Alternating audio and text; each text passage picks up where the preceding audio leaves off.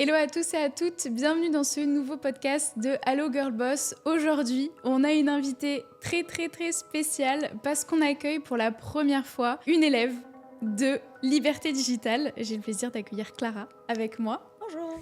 Qui va pouvoir nous raconter déjà son histoire, son parcours dans la formation, comment ça s'est passé, l'accompagnement, etc. J'ai rejoint la formation fin août, début septembre. Au même moment, du coup, en octobre, je passais d'alternance à CDD jusqu'en décembre. Je travaillais le soir en rentrant, les week-ends. Moi, je veux vraiment qu'elle nous parle de qui elle est, comment elle a pu se lancer dans Liberté Digitale, comment ça s'est passé, ses succès, mais aussi ses erreurs ou ses échecs et ses doutes, s'il y en a eu. Lui, ça a été un peu un échec pour moi parce que je me suis dit, en fait, je suis pas à la hauteur, alors que, en fait, c'est juste, on est tous humains. Je suis passée donc de novembre à 350 € du coup de chiffre d'affaires.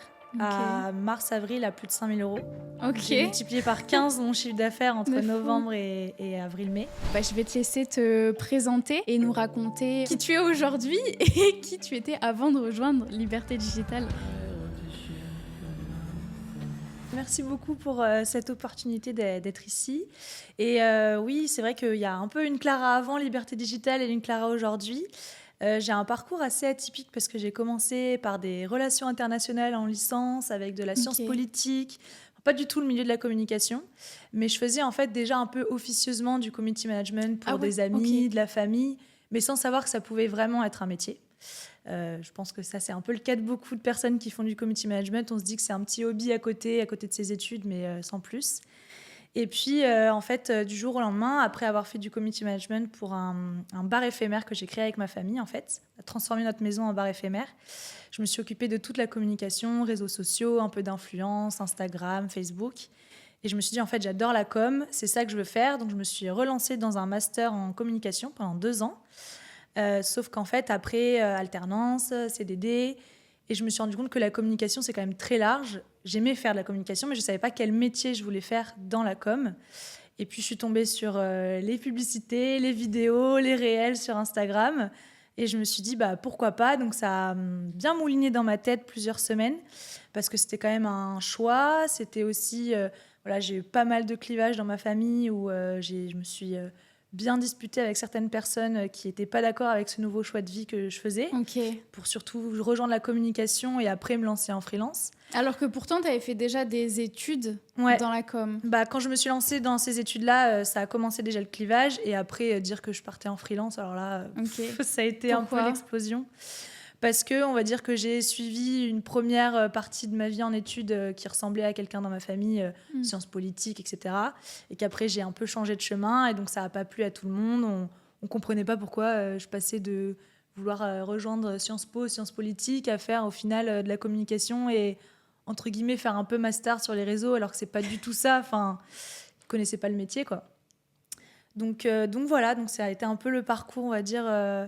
plus études et après, du coup, salariat. Et je me suis rendu compte que ça ne me plaisait pas. Donc, j'ai rejoint Liberté Digitale. Est-ce que, avant de rejoindre Liberté Digitale, toi, tu avais des doutes ou c'était vraiment plus de ta famille et... Oui, j'avais des doutes parce que, comme je te disais, je faisais ça officieusement. Donc, est-ce que je pouvais vraiment rendre ça officiel ? Et puis, me lancer... Juste déjà, l'auto-entrepreneuriat, j'y connaissais pas grand-chose, donc je savais pas où est-ce que j'allais mettre les pieds. Et puis, le salariat, c'est quand même rassurant parce qu'on sait qu'il y a l'argent qui tombe tous les mois. Et je me disais, oui, mais est-ce que je peux vraiment en faire un métier, en fait ? Parce qu'au final, je l'ai fait par amusement, j'avais des comptes perso, etc. Mais est-ce que je peux vraiment être crédible devant un client et lui dire, c'est tant, c'est mon tarif, c'est mon accompagnement, c'est mes compétences que je vends ? Donc c'est vrai que j'avais beaucoup de doutes, mais chose que tu arrives à faire aujourd'hui. Chose et tu que vas pouvoir j'arrive, nous en parler après. Et du coup, c'est quoi qui a été le déclic pour toi, où tu t'es dit, vas-y, je rejoins, je me lance, je me fais confiance et je vais vivre de ces petits trucs que je fais à côté au final. Du coup, j'étais donc en CDD après mon alternance et j'avais la possibilité de continuer en CDI après ce CDD ou du coup me lancer à 100%. Donc j'avais un peu déjà ce petit backup au cas où si ça fonctionnait pas les premiers mois. Et je me suis dit, qu'est-ce que je fais ? Donc j'avais eu mon appel justement pour découvrir la formation. Et je m'étais laissé 10-15 jours à peu près. Et je me rappelle, j'en dormais pas la nuit. Ouais. J'ai regardé plein de vidéos sur YouTube de toi, d'autres formations pour comparer, pour voilà, me faire vraiment un avis.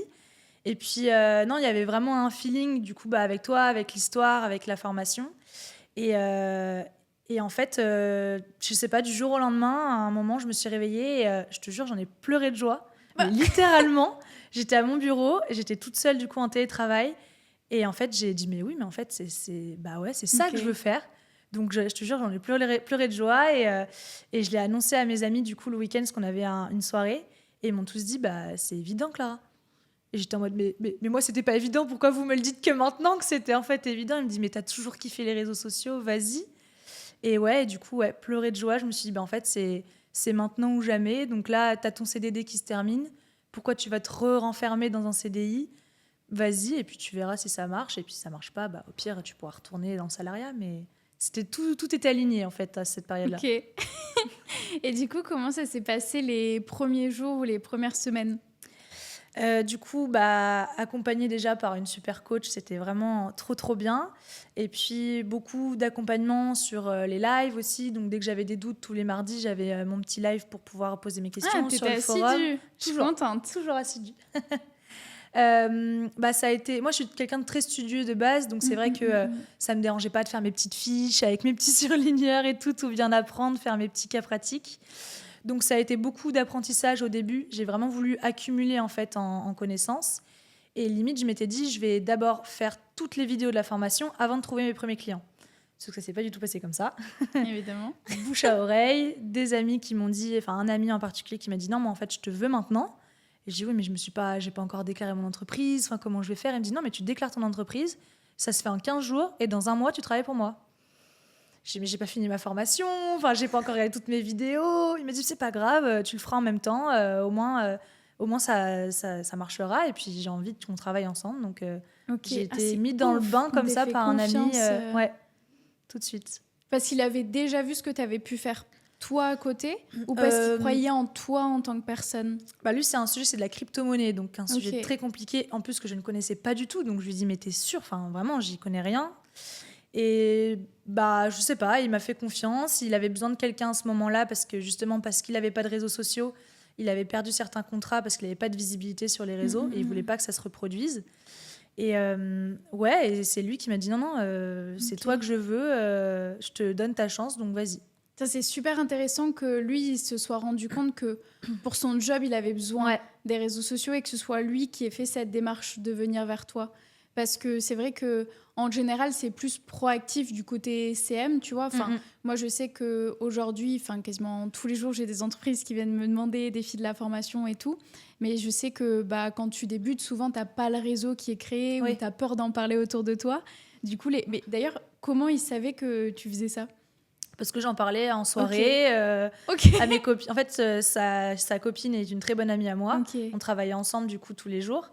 Et du coup, pendant mon CDD, à la fin, j'essayais de faire un peu de la formation en rentrant, donc elle était au courant. Et en fait, il m'a appelé, il m'a dit faisons un rendez-vous, présente-moi ton pitch et est-ce que tu peux m'accompagner? Et du coup, on a fait ça autour d'une planche dans un bar à Paris et je l'accompagne depuis du coup novembre. Et c'était rémunéré? Ouais, dès le début. Trop bien. Ouais. Premier contrat rémunéré. Dès les premiers jours de la formation. Ouais. Putain, c'est incroyable. Et comment tu as réussi justement à dépasser ce syndrome de l'imposteur? Parce que c'est ça que tu as eu au final. Genre te dire, je veux pas avoir de contrat tant que j'ai pas terminé la formation. Enfin, comment tu as fait? Du coup, un peu grâce à lui, parce qu'il m'a vraiment mis dans le bain tout de suite. Et je savais que si je le prenais pas, il allait trouver quelqu'un d'autre, parce qu'il en avait besoin à ce moment-là. Le fait aussi de, je pense, m'inspirer aussi sur les réseaux sociaux, enfin, c'est clair, mais quand on suit certaines personnes sur les réseaux sociaux, c'est un peu le mindset qu'on a derrière. Et du coup, là, je me suis vraiment créée avec mon compte professionnel un peu des comptes comme toi, comme d'autres personnes qui vraiment m'inspirent, que ce soit en France ou à l'étranger, pour un peu me dire, non, en fait, on est toutes des girl boss, on peut toutes y arriver, donc allons-y. Et puis aussi tout simplement bien m'entourer. Enfin, j'ai un chéri qui est juste incroyable et qui m'aide tous les jours. C'est grâce à lui aussi un peu que je me suis lancée dans la com. Ma maman, ma belle-sœur et mon frère qui sont aussi constamment là pour moi. Donc c'est un peu tout un écosystème que je me suis construit, je pense.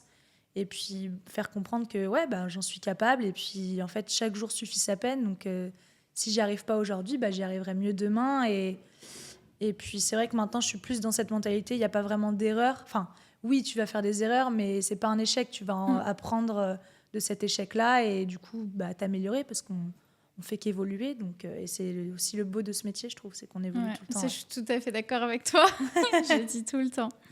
Et du coup, tu as rejoint la formation, tu as décroché ce contrat. Comment tu faisais pour suivre la formation, t'occuper de ce contrat-là? Comment ça s'est passé? Du coup, j'ai rejoint la formation fin août, début septembre. En même moment, du coup, en octobre, je passais d'alternance à CDD jusqu'en décembre.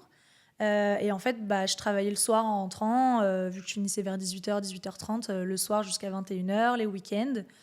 Et puis voilà, ouais, j'ai essayé de réussir à concilier et salariat et le community management à côté.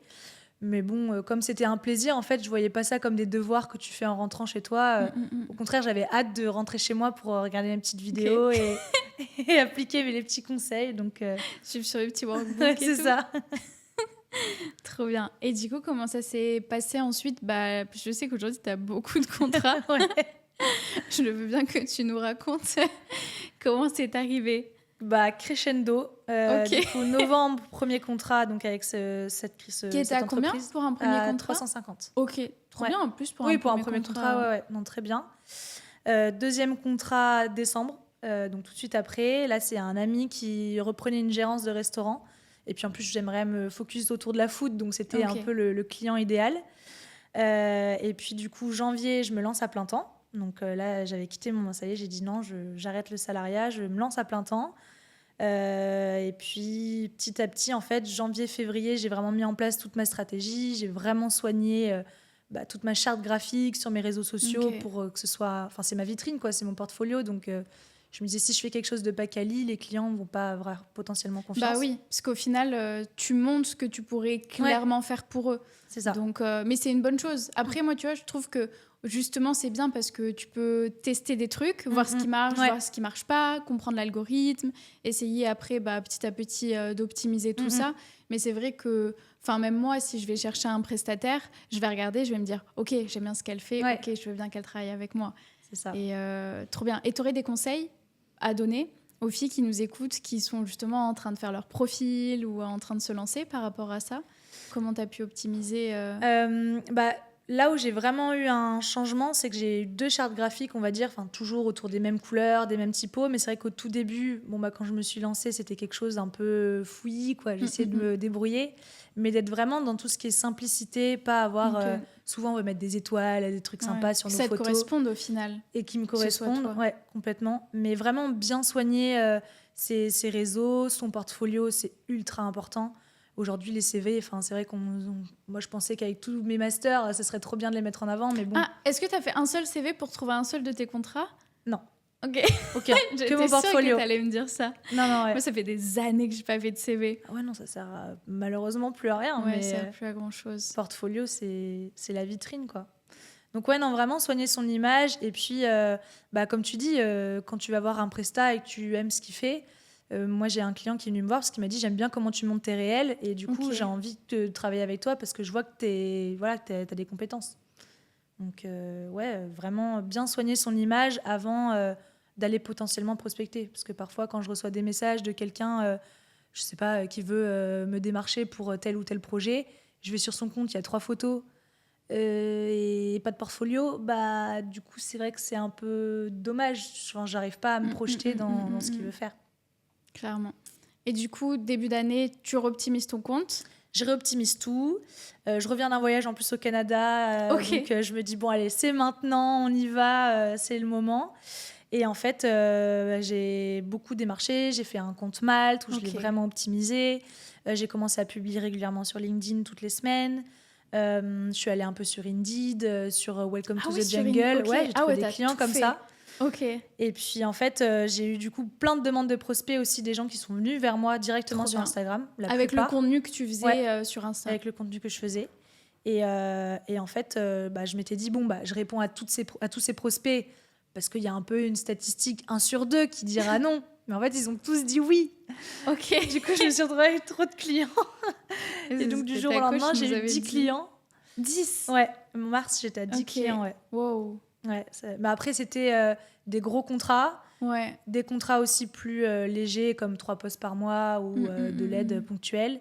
Et des contrats de coaching et de l'audit aussi. Donc, je fais un peu plein de choses. Mais ouais, du coup, c'est ton plus gros mois en termes de CA? Là, du coup, je suis passée donc, de novembre à 350 € du coup de chiffre d'affaires à mars-avril à plus de 5 000 €. Ok. J'ai multiplié par 15 mon chiffre d'affaires entre novembre et avril-mai. Enfin, mars-avril. Même plus que ce que tu gagnais en CDI? Ah bah, j'ai quasiment triplé mon salaire de CDD. Ouais. Ok. Ouais. Oh. Ça fait plaisir, là. Ça fait beaucoup plaisir, ouais. On se sent un peu mieux, là. Trop bien. Et justement, tu travaillais combien d'heures par semaine? En salariat ou... Enfin, là, pour ces derniers mois. Bah, mars, ça a vraiment été un mois très chargé parce que du coup, j'ai eu beaucoup de contrats. Donc, moi, je me lève à 7h maintenant le matin parce que je vais à la salle de sport. Ah, ok. Je savais que tu allais me dire, je me lève à 7h, comme ça, je commence à travailler. J'ai toute la journée pour tout caler mes clients. Non, je fais du coup 7h, je vais à la salle et vers 9h, 9h30, on va dire maximum, je suis prête à travailler. Ok. Et puis, ça va finir vers 19h, le temps que mon chéri rentre, comme ça, j'en profite. Et puis, sinon, parfois... j'ai déjà fini à 22h, mais bon, ça va dépendre comment j'arrive à m'organiser. Et là, le mois d'avril, je sais que ça va être un peu plus facile parce que j'ai réussi à bien réorganiser, à dire non à certains contrats, à dire au revoir à certains clients. Parce qu'il y a un moment, faut faire des choix. Et aujourd'hui, je suis dans la capacité à dire non, je veux travailler avec ce type de clients. Et j'arrête de me faire un peu écraser par des clients qui ne veulent pas payer ou qui considèrent mal le métier parce que malheureusement, ça existe. Ça, c'est trop bien que tu puisses choisir avec qui tu veux travailler ou pas. Parce qu'au final, moi, je sais que quand j'ai commencé, tu vois, j'avais des petits contrats où j'étais pas forcément payée énormément, j'étais payée des cacahuètes. Et je sais qu'il y en a, j'ai réussi à réaugmenter justement combien j'étais payée. Et ceux qui voulaient pas, je leur ai dit, tant pis, j'ai des plus gros contrats qui m'attendent. C'est ça. Et je pense que, tu vois, c'est l'offre et la demande aussi. Enfin, plus tu as de contrats, plus tu as la liberté de te dire, je peux augmenter mes prix, je peux travailler avec qui je veux. Et c'est trop bien. Mais tu vois que tu as réussi à te dire, ok, je me mets pas sous l'eau et je choisis vraiment les gens avec qui je veux travailler. Je trouve ça hyper smart, tu vois, de l'avoir fait là en amont déjà, parce que je sais que on m'a dit qu'on a Morgane. En fait, on a un petit canal, nous, à l'intérieur de la boîte, où toutes les coachs, elles partagent tu vois, vos retours, vos succès, quand vous signez des devis, on a les captures d'écran des fois. Et genre, toi, ça n'arrêtait pas de tomber. Et genre, on était tous en mode, mais comment elle fait? Mais est-ce qu'elle arrive à vivre là? Mais elle en est à combien? Et Morgane était en mode, oui, là, elle rafale tout. C'est trop bien.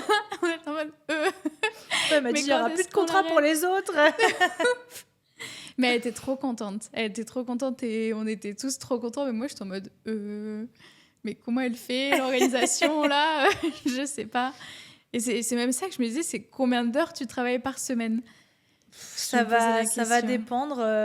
Mars a été vraiment chargé, mais en moyenne, on va dire, je fais 9h, 19h, un truc comme ça. Après, c'est les premiers mois aussi. Oui, c'est ça. C'est ça, c'est que tu as quand même cette marge de te dire jusqu'à la fin de l'année et même futurement, les prochaines années, en tout cas, je te le souhaite et je l'espère, tu vas gagner tellement en expérience en organisation que tu feras des tâches qu'aujourd'hui, tu prends, je sais pas combien de temps, tu les feras 2 fois ou 3 fois plus vite. Je le vois déjà, par exemple, pour des audits, où les premiers audits que j'ai faits, j'ai passé une après-midi. Là, j'en ai refait un la semaine dernière. Ça m'a pris peut-être 2-3 heures parce que j'avais déjà toute la base, mes templates, etc. Et du coup, après, ça va plus vite. Donc, c'est l'objectif, c'est d'aller plus vite et faire plus d'argent encore. Mais d'ailleurs, je ne sais pas si tu vas en parler là, mais Morgane nous a dit que tu réfléchissais peut-être à déléguer. Oui, c'est déjà le cas. Ok. Oh ouais. Ok. En fait, histoire aussi un peu folle, j'ai été contactée il y a 1 mois et demi par un garçon, qui est auto-entrepreneur, et qui cherchait en fait un nouveau CM parce que lui, il délègue un peu, il cherche des clients et puis en fonction des demandes des clients, il va chercher des freelances en SEO, en site internet, en CM. Et son CM venait de le lâcher. Du coup, il m'a dit, bon, Clara, il m'appelle un vendredi, enfin, il m'avait contacté sur Instagram, pareil, en fin de week-end, le soir, et il me demande de l'aider. Et bon, ce client en question, on n'a pas continué avec parce que trop compliqué et ça ne nous convenait pas. Mais on s'est rendu compte qu'il y avait quelque chose à faire vraiment autour du community management. Et moi, je commençais à avoir beaucoup, beaucoup de charges de travail. Donc, on a fait un peu un contrat de collaboration. Et du coup, j'ai recruté 10 filles de la formation. 10 ? Ouais. Mais quoi ? Ok. Normalement, on Merci, va faire 4-5. Merci, je savais pas. Ouais. Pourquoi j'étais pas au courant de ça ? Du coup, j'ai fait un petit message sur le forum en disant je recherche 3-4 filles pour m'aider. Et pour du coup, en fait, j'ai quand même pas mal de clients qui viennent me voir, enfin des prospects. Mais si je dis non à tout le monde, au bout d'un moment, j'ai pas envie que ma réputation aussi, elle en pâtisse. Ouais, en général, tu dis non, mais je peux peut-être te mettre en contact avec telle personne. Et donc là, j'ai reçu 45 candidatures après ce message sur le forum de la formation. J'ai passé 15 entretiens. Et du coup, j'en ai recruté 10 avec, cet associé, entre guillemets. Donc, on a fait le kick-off la semaine dernière là, avec les filles samedi. Et en fait, l'idée, c'est lui, il fasse toute la partie prospection. Moi, je fasse tout un peu chef de projet. Enfin, je les aide parce que l'idée, c'est qu'on a recruté vraiment que des filles de la formation parce que je voulais qu'on ait quand même les mêmes bases. Ça, je trouve ça incroyable. Je trouve ça trop bien. Parce que, tu vois, tu pourrais dire, OK, je suis passée par la formation, mais... Moi, je sais que j'ai beaucoup de proches qui recrutent et qui payent au lance-pierre, qui vont aller chercher ça à Madagascar ou ces trucs-là. Et tu vois, t'aurais pu faire pareil et te dire, vas-y, je vais réduire au minimum le coût pour avoir plus de rentabilité. Et au final, tu t'es dit, non, je vais faire bénéficier de mon expertise, de mon réseau, des futurs potentiels prospects au fil de la formation. Et c'est vrai, comme tu l'as dit, je pense qu'au moins, tu sais comment elles sont formées. Et je pense que vous avez les mêmes... Je sais qu'elles sont bien formées, qu'elles ont toutes les compétences qu'il faut. Et du coup, dans ce groupe, c'est vraiment hétéroclite parce qu'il y en a qui viennent juste de commencer, par exemple, donc qui n'ont pas encore eu de clients. D'autres qui en ont un petit peu et pas beaucoup, ou d'autres qui sont comme moi, qui en ont eu beaucoup. Et l'idée, en fait, c'est vraiment de créer quelque chose d'assez soudé et qu'on s'entraide toutes, en fait, entre nous. C'est incroyable. Même la communauté, tu vois, le fait de se dire, on peut s'entraider, on peut se soutenir, on peut se motiver. Putain, c'est trop bien. Et du coup, toi, tu agis comme apporteuse d'affaires ou comme agence où tu délègues ? Alors du coup, donc mon associé, lui, fait tout ce qui est prospection. Si c'est lui qui ramène un client, du coup, il touche une commission plus importante. Et moi, je touche le reste de la commission. Donc en fait, on a à chaque fois dit aux filles, c'est quoi vos tarifs ? Et nous, on va rajouter sur votre tarif. On ne prend pas sur votre marge parce qu'on veut que vous ayez vos contrats et que vous soyez rémunérés de manière décente. Donc nous, on rajoute par-dessus. Et si c'est moi qui ramène un client, c'est moi qui touche la plus grosse commission sur cette marge. Ok. Voilà. Et vous prenez combien en général ? On essaye de prendre entre 15 et 30% en plus, en fonction si c'est plus ou moins 1 000 euros de contrat. Après, ça va dépendre. C'est tellement personnalisable, en fait, le CM, que ça dépend des contrats. Mais on est ultra transparente avec ça. Les filles, elles savent tout de A à Z. Et on co-construit, en fait, l'aventure un peu... C'est trop bien. Un peu ensemble. Et là, ça a commencé samedi. Ouais. Trop bien. Et comment tu te sens par rapport à tout ça ? Parce qu'il s'en est passé des choses, trop de choses en quelques mois. Beaucoup de fierté, en vrai. Parce que je me dis, j'ai ma petite revanche de personnes qui ne croyaient pas forcément en moi. Et puis, surtout, j'ai l'impression que je peux enfin vivre à la hauteur des ambitions que j'avais en tête. Parce que moi, je rêve de voyager, de faire plein de choses. On aimerait bien un peu bouger avec mon chéri, potentiellement avoir notre maison, etc. Et là, je me dis, en fait, c'est possible financièrement, c'est possible. Avec le travail que j'ai, c'est possible. Je peux télétravailler un peu d'où je veux. Donc, beaucoup, beaucoup de fierté. Ça va dans tous les sens, mais je fais chaque jour suffit sa peine. C'est incroyable. Mais tu sais, j'ai fait vendredi dernier, j'ai eu pareil des élèves qui ont eu des réussites aussi. Et en fait, vous avez chacune des parcours en mode similaire où vous devenez community manager, mais ensuite vous avez tellement ce truc de se dire ok, tout ce que j'aurais jamais cru possible, au final, je peux le réaliser. Et du coup, tu vois, il y en a une qui a lancé une sorte d'IA pour faire de la modération. Il y en a une autre qui s'est lancée un petit peu en agence. Enfin, vous avez toutes vos profils en mode où vous foncez, vous dites « Ok, je vais tester ». Et je trouve ça trop bien. Alors que, justement, c'est un truc que pour l'instant, on n'a pas de suite dans la formation. Et c'est aussi ça l'idée, c'est de laisser ouvert un peu au champ des possibilités et juste de vous mettre le pied à l'étrier pour l'instant. Et du coup, je trouve ça juste incroyable. Félicitations. Merci. Et là, mais si par exemple, fin de l'année ou dans, par exemple, 2-3 ans, tu te vois où ? De base, je me voyais au Canada. Ok. C'était un peu l'objectif. Mais comme je propose un accompagnement quand même très personnalisé avec du déplacement potentiellement pour des photoshoots, je me suis dit, bon, peut-être c'est trop tôt aujourd'hui de toujours tout de suite partir à l'étranger. Du coup, là, on est un peu en train de penser à déménager dans le sud de la France. Parce que voilà, on a sa famille et ma famille, mon chéri, on a des maisons dans le sud, on a un peu grandi dans le sud tous nos étés. Donc là, le but, c'est d'aller faire monter un peu, grossir l'agence, de créer littéralement une agence. Et puis de développer ça du coup dans le sud, de revenir une semaine par mois à Paris pour tous mes clients que j'aurais potentiellement gardés. Et puis partir un mois minimum par an à l'étranger, en télétravaillant du coup de là-bas parce que c'est possible. Et visiter en fait tous les pays où on aimerait vivre potentiellement dans le futur, mais au moins en un mois, se dire bon bah ok, là on peut se voir et vivre plus tard. Donc ouais, l'idée c'est un peu grossir ça et puis moi c'est vrai que le sud, tout ce qui est vignoble, vigneron, c'est quelque chose qui m'intéresse beaucoup et commencer à développer aussi une offre un peu plus événementielle avec le community management. On t'arrête plus. Non, on m'arrête plus. Bon, là, c'est vraiment pas tout de suite. C'est quand même mais c'est trop bien, futur, tu vois, de te dire que potentiellement, tu pourrais faire ça et que potentiellement, ça te plairait. Parce que ça se trouve, à un moment donné, ça va te tomber sur le nez et tu vas te dire, bah, ok, oui, je fais. Ouais, et carrément. C'est trop bien, tu vois, que déjà, tu commences à te dire, ouais, j'aimerais faire ça, ça, ça. Comme ça, tu sais vers où tu tends. Et même sans t'en rendre compte, je pense, tu vas mettre des actions en place pour que ça se passe, tu vois, et que tu aies l'opportunité. Bah, là, honnêtement, déjà, le chiffre d'affaires que je fais, du coup, qui est sur 5 000 € par mois, quand même, je pensais le faire en janvier 2025.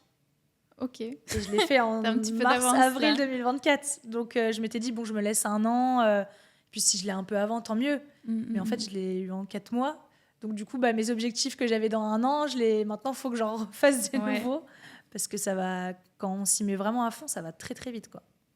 Mais toi, tu as vu vraiment le moment où tu as mis vraiment plein d'actions en place, que c'est arrivé, ou tu dirais que tu as mis plus des actions, tu vois je sais pas comment expliquer ça. Ouais, progressivement. Ouais. Je pense que ça a été un peu progressif. Ouais, il y a un peu de tout. Ça a vraiment été bien solidifié, moi, déjà ma confiance en moi, ma communication, faire un portfolio vraiment qui soit top, c'est tout bête, mais faire un portfolio qui soit adapté au format mobile et au format ordinateur. Déjà, ça fait un peu plus pro quand tout le monde regarde sur son téléphone. Ouais, tout le monde regarde sur le téléphone. Donc, si tu as ton format PowerPoint, du coup, il faut zoomer, c'est peut-être un peu moins pro. Donc, j'ai vraiment bien solidifié, moi, ma confiance en moi et ma communication. Et puis après, comme je te disais, c'est les petites actions, optimiser Malte, aller prospecter sur Indeed, regarder sur Google Maps les restaurants, par exemple, parce que je cherchais des restaurants autour de chez moi, et envoyer des petits messages personnalisés parce que potentiellement, j'y étais déjà allée. Donc, je leur disais, j'adore votre plat, je le connais, etc. Et c'est comme ça que j'ai signé quelques clients aussi. En plus, hyper naturel. Enfin, c'est grave spontané de faire ça. On se dit pas, elle a cette idée derrière la tête, parce que tu arrives plus avec un truc vraiment pour ouvrir la conversation. Ouais. Donc, non, c'est progressif. Mais bon, il faut quand même bien solidifier, je pense, le début.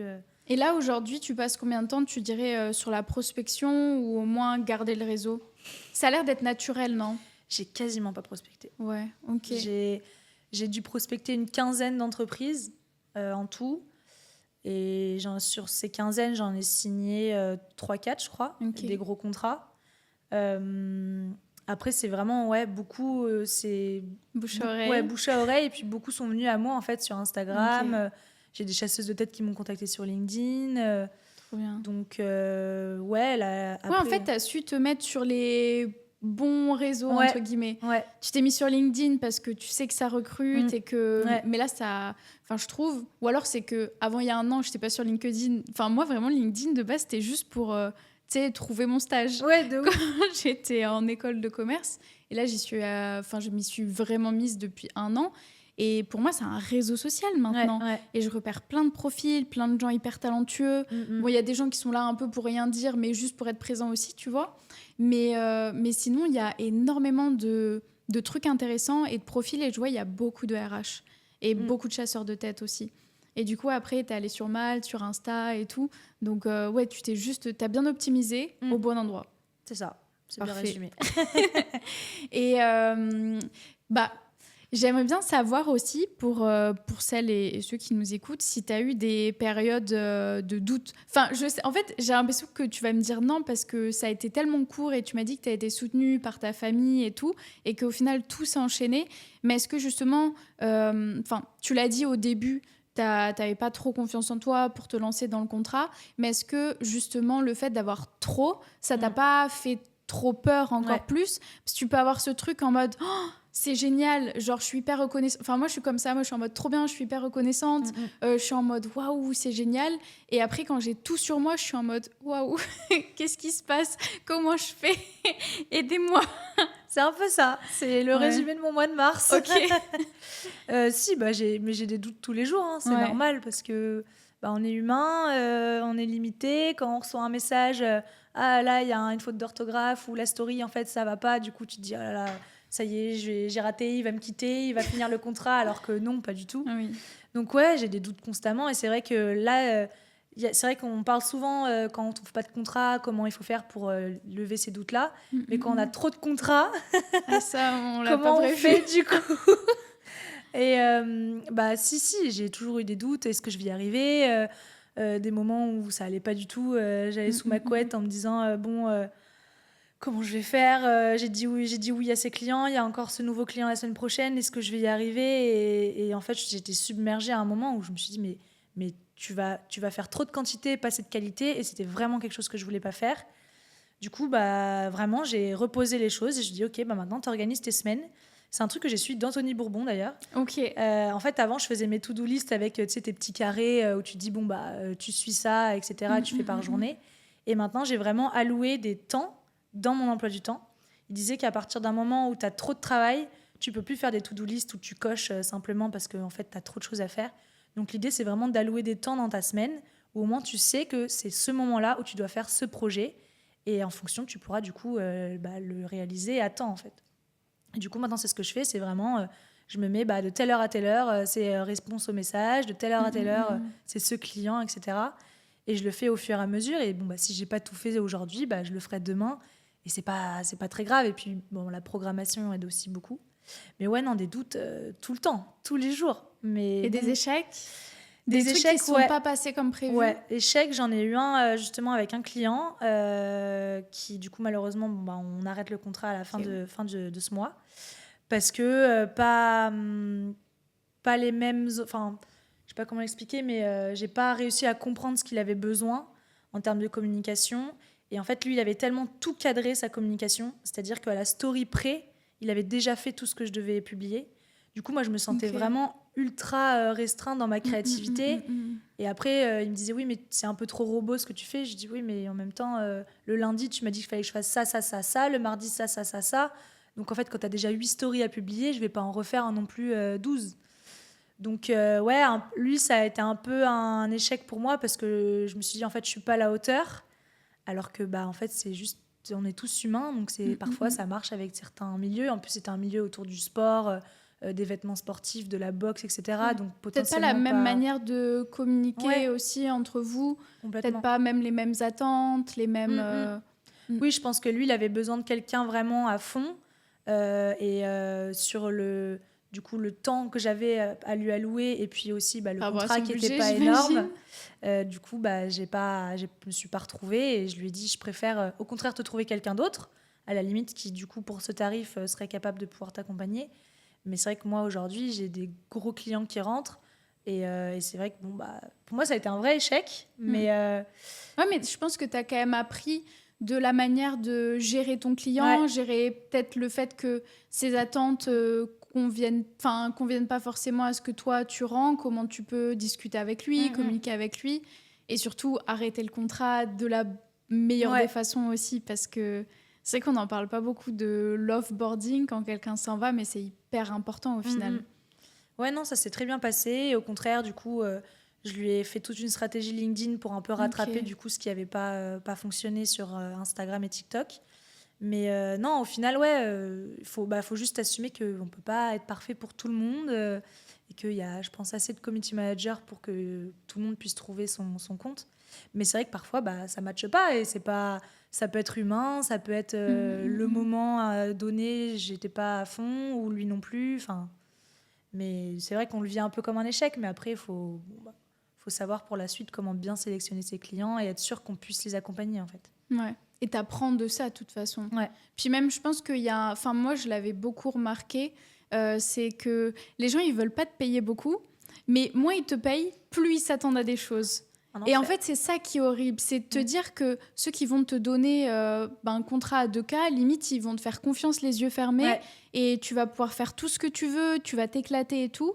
Et en fait, moins ils payent, plus ils sont radins, et du coup, plus ils vont attendre, et plus c'est oppressant, parce que en fait, t'es en mode, mais tu me payes des cacahuètes, je peux pas te donner tout non plus, tu vois. Ah, mais ça, c'est Et une ça horreur. s'apprend. Moi, j'ai fait l'erreur au début de trop donner comme ça. Et après, j'ai vite coupé et je me suis redirigée vers des clients qui me traitaient mieux et où je kiffais plus. Mais faut passer par là pour savoir que c'est pas ça qu'on veut aussi, dans tous les Un cas. coup dans le dos, hein, un client. Ah ouais. J'avais recommandé une application d'influence, etc., pour pouvoir justement les aider là-dessus au niveau UGC et influence. Et en fait, ce que je savais pas, c'est que cette application avec qui j'étais en contact et que je voulais en plus évoluer pour d'autres contrats faisait aussi du community management. Et donc, en fait, m'a pris le client parce qu'il proposait moins cher. Et moi, du coup, après, j'ai resté à juste gérer les messages, les stories et répondre aux influenceurs sur l'application. Et donc là, j'ai dit au revoir au client pour le mois prochain. Et ça, pareil, on est parti en très bons termes, donc il n'y a pas de souci. Mais ouais, ça, du coup, maintenant, dans mon contrat, j'ai une clause, tout prestataire que je présente, vous n'avez pas le droit de prendre ces Mais t'as services, appris en de fait. ça au Ouais, final et du coup tu l'as changé. c'est ça. Mais tu vois ça, je sais, il y avait une agence, je crois qu'elle a coulé justement. Ils ont embauché que des stagiaires et du coup c'était une agence d'influence aussi et le SEM il coûtait rien du tout. Ouais. Et du coup ils avaient plein de clients et justement moi je me souviens j'avais bossé pour une agence. Ils ont perdu beaucoup de clients, genre 70% de leurs clients. Ils sont partis pour aller dans l'autre agence et ils sont tous revenus la queue entre les jambes en mode en fait, on n'aime pas trop ce qu'ils font. Est-ce que vous pouvez nous reprendre? Mais bon, tu payes pour ce que tu as de toute façon et tu le sais, ça. quoi. C'est clair. J'ai une dernière question pour toi, Oui. pour clôturer ce podcast.